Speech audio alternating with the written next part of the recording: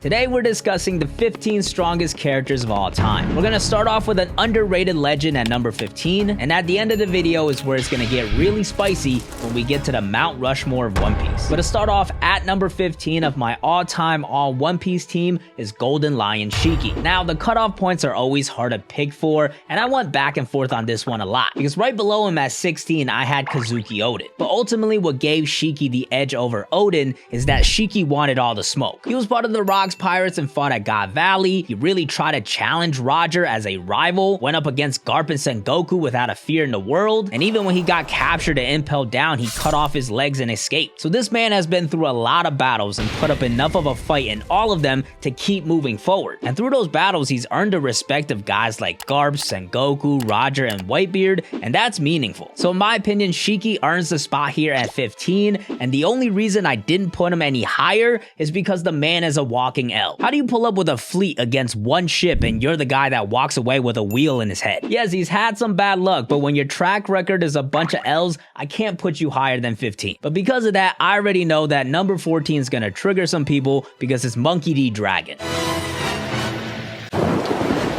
Listen, you don't even have to comment. I understand that my reasoning here might be a little inconsistent, because we have seen none of Dragon's skills, he has no major battles in the story that we know of, but that Monkey D family name just means that much to me, because Luffy at age 19 is already higher on this list on the path of becoming the GOAT, and Prime Garp, spoiler alert, you're not gonna hear about him until much later in the video. So I refuse to believe that Dragon in the prime of his career is just a bum. In fact, I know he's definitely not a bum because he leads Sabo and the revolutionary officers who just put in work at the Reverie. Also, with Dragon being part of the Monkey D family and leading the revolutionaries, I think he's gonna have contenders hockey. And even with his only major appearance in the story in Logtown, it was hinted that he has a devil fruit power. So with Dragon bound to have a major role in the final war, where I think everything's gonna be elevated to another level, I'm gonna take the gamble that Dragon is on this list. I'm not selling my Dragon stocks, and honestly, I think eventually he could be even higher on this list. That being said, for now, I'll have to put him below number 13, who is Big Mom. Now with Big Mom, you can definitely make the argument that she should be a few spots higher with some of the other Yonko, but Big Mom is simply too unpredictable. Yes, her skills are absolutely insane. She has an incredibly strong devil fruit that can turn natural disasters into allies, and to back that up, she's part of a small elite group of people that can use advanced contenders hockey. Also, she's been through some major battles like God Valley, so she's got a really good resume. But I just think there's not enough consistency with her because she's the definition of chaos.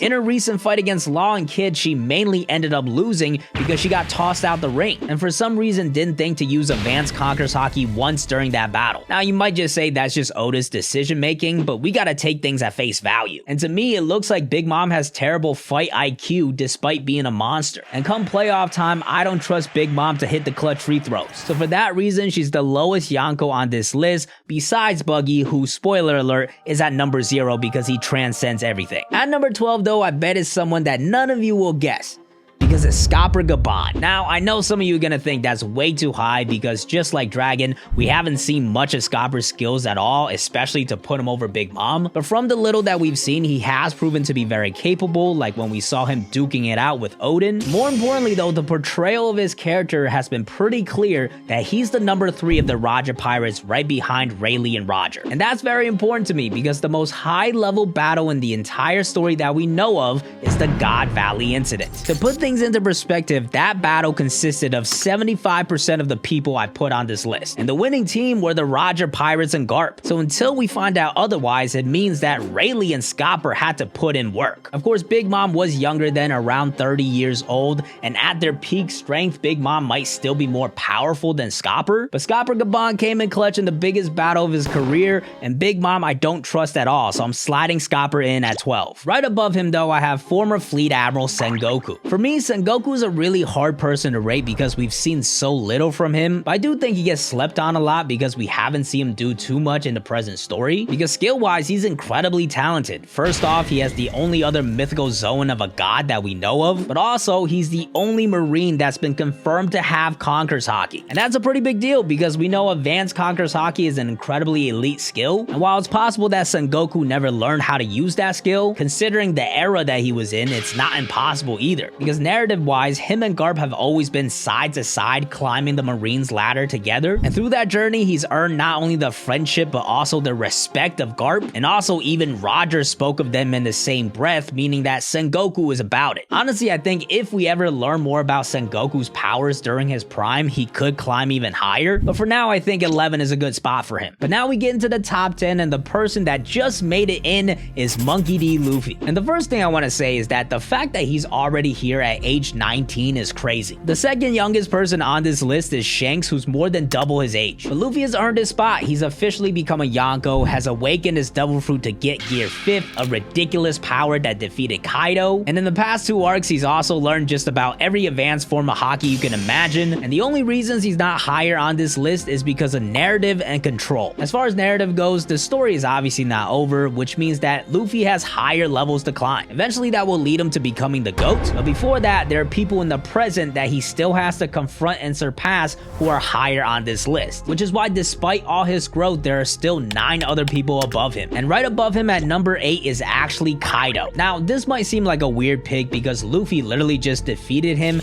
and I do actually believe that skill-wise, Luffy might already be stronger than Kaido, but it goes back to the second issue with Luffy, which is control, because although he's awakened his God Fruit with Gear 5th, he certainly does not look under control. And as we found out recently from Vegapunk, the innate will of the zone can take over when you awaken, and it seems like that's definitely happening to a degree with Luffy, which is why in his battle with Kaido, even though he won in Gear 5th, Kaido still landed so many more blows because Luffy was completely reckless. And currently, if both sides are at full health with no help, I don't know if I trust Luffy yet to defeat Kaido. Will he pass Kaido very soon, possibly even by the end of Egghead? Absolutely. But for now, Kaido's still right above him, but below 8 other people, which is kind of crazy to think about because about a year ago, Kaido was probably top 3 on everybody's top 30s. The guy's an absolute monster. His Haki skills are maxed out from Conqueror's Haki to Future Sight. To top it off, he has one of the most destructive Devil Fruits in the story that gives him insane durability. But for now, I'm not gonna put him any higher because narratively, I think these other characters just have more to show later in the story. Also, he's losing some points for not showing any clear indication of awakening, something Rob Lucci even figured out. And let's not forget, he has lost 7 times in his career, now 8 with Luffy included. So there's definitely some legends coming up on this list that have bodied him. But before we get to them, we have number 8, and that is Dracul Mihawk. Mihawk for the longest time was like a sleeper pick because a lot of people still didn't think he was actually Yonko level because the guy was just chilling for most of the story. But now I think it's as clear as ever that Mihawk is Yonko level. He's the main reason that Buggy got named the Yonko, and he still has a higher bounty than Buggy. So Mihawk is clearly that guy, and honestly, we should have known this because of those legendary duels with Shanks. These two went at it at such a high level, it spread across the world to the point where people like Whitebeard heard about it and respected it. And for that reason, I see Mihawk and Shanks as practically the same. And this is where we can get into a toxic debate on why I have Shanks above Mihawk at number 7. But honestly, it's not that deep, it's just my gut feeling. Because genuinely, I think the difference between them is minuscule, and I completely understand the argument for Mihawk being the world's strongest swordsman, because I do agree that Shanks is likely a swordsman and his Haki is part of his swordsmanship and not separated into its own category. Now obviously Shanks has proven that he's elite at Haki. In Film Red we saw that he specializes in observation as well, which doesn't mean that Mihawk needs the same level of observation Haki, but his Haki overall has to be strong enough to be fighting with Shanks equally. And in terms of attack power, we've seen that Shanks is at sky-splitting level with his Conqueror's Haki, which once again means that if him and Mihawk were fighting in an extreme div fight, both of them need to be at sky-splitting level, because these guys were not just out here having a basic-ass sword fight. Whitebeard would not give a damn about that. Also, Zoro even has advanced Conqueror's Haki at this point, so it will make zero sense for the world's strongest swordsman not to have it. So logically, you could definitely make the argument that Mihawk is stronger than Shanks, but honestly, I just like Shanks more, and I think he's more important to the story. As for why they're both above Kaido, it goes back to narrative, because Shanks and Mihawk both still have bigger roles to play in the future against likely even stronger people, and with Shanks specifically, it's important to note that he did stop Kaido from coming to Marineford. Also, when Kaido had an illusion of his top 5, Shanks was in there. So at the very least, I think Shanks, Mihawk, and Kaido are about the same power. But I'm gonna give Shanks and Mihawk the edge because Kaido's probably dead. With that said, at number 6 is the person I think is currently the strongest in the world, and that is Blackbeard. And this is where my bias towards the narrative is really gonna come through, because although Blackbeard has been impressive, he hasn't shown the same skills or been through as many insane insane battles like other people on this list. I believe that Blackbeard is most likely gonna be the strongest opponent that Luffy faces in the story, because this battle has been built up for so long. Blackbeard is one of the only people in the story that Luffy has real beef against, and out of all the other villains, Blackbeard is really the only one that keeps progressing more and more. There's a reason that Oda gave him the epithet of the most famous pirate in history. Blackbeard is that guy. And also, let's not act like he's not an incredibly strong and unique case with 2 insanely broken Devil Fruit abilities and possibly a third coming or already in his bag. And even outside of his Devil Fruit powers, we gotta remember how Shanks got those scars. Those are scars he got from Blackbeard, and not any Blackbeard. It was Blackbeard before he got the Yami Yami no Mi or the Gura Gura no Mi. So this either means he's had a third Devil Fruit this entire time that's strong enough to scar Shanks, or his Haki is also incredible, which I personally believe. But even if he doesn't, the guy has multiple broken Devil Fruits to make up for it, so he's my current number 1. With that said though, we get into our top 5, and we're gonna start off spicy with a controversial one,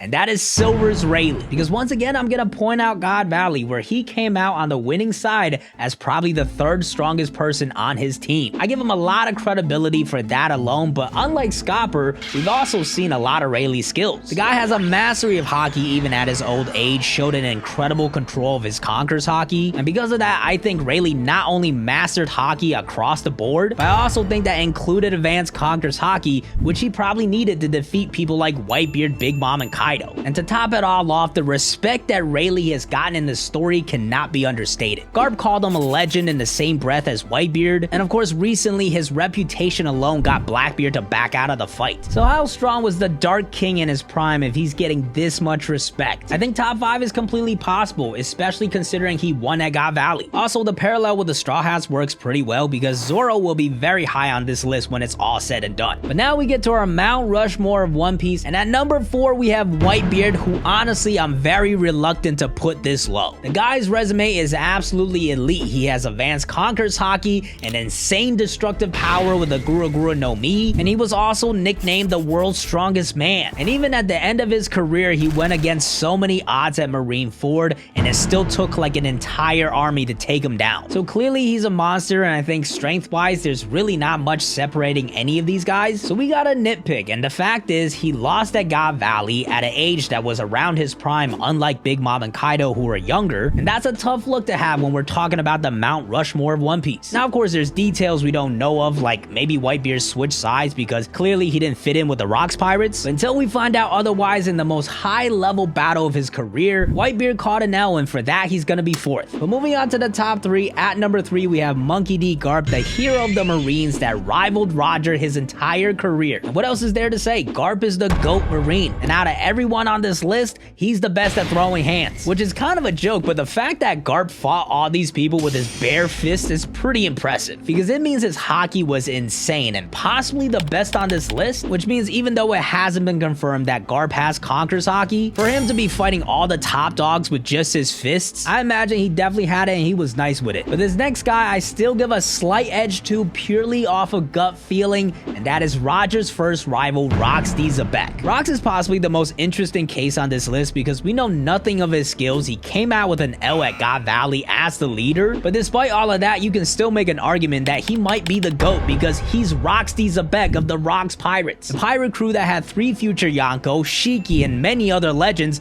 he somehow gathered all of them and led them. With that information alone, he skyrockets to the top of this list. But skill-wise, I think he needed absolutely dominating Haki, not only to lead his crew, but especially in the era where Haki was more prominent. I can also imagine him having a pretty crazy Devil Fruit because he was actually into that stuff. Either way, with his reputation as the captain of the Rocks Pirates, I have to put him at number 2. But of course, the GOAT, the king of the all One Piece team, is the guy that won it all. Wealth, fame, power. Gold Roger is the GOAT of One Piece. Drop your top 15s in the comments, and here's a video about what if current Zoro was at Baradier.